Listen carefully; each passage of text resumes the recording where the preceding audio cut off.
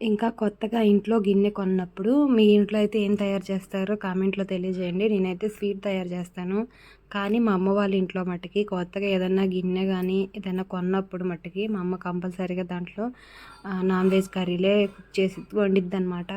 Non వెజ్‌తోనే మొదలుపెట్టిద్ది ఆ గిన్నె అనమాట. ఇంకా ఆ రోజు మొన్న ఆదివారం అమ్మ వాళ్ళ ఇంటికి వెళ్ళాం కదా!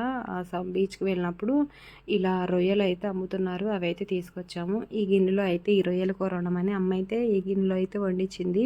ఆ కర్రీ కూడా నేనే చేశానులెండి. ఇంకా ఇంట్లో పెద్దవాళ్ళుగా పుట్టినప్పుడు కొన్ని బాధ్యతలన్నీ మన మీదే ఉంటాయి. ఎక్కడికెళ్ళినా వంట చేయటం నాకు తప్పదు.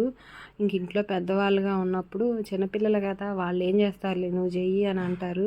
మీ ఇంట్లో కూడా అలానే జరిగిద్దా? మా చెల్లి చిన్నది కదా! ఒక పనిలో అయితే హెల్ప్ కూడా చేయదు. చూడండి పిల్లలతో ఫోన్ ఎలా చూస్తుందో. ఇంట్లో పెద్దవాళ్ళుగా పుట్టినప్పుడు కొన్ని బాధ్యతలు తప్పవన్నమాట. Curry ready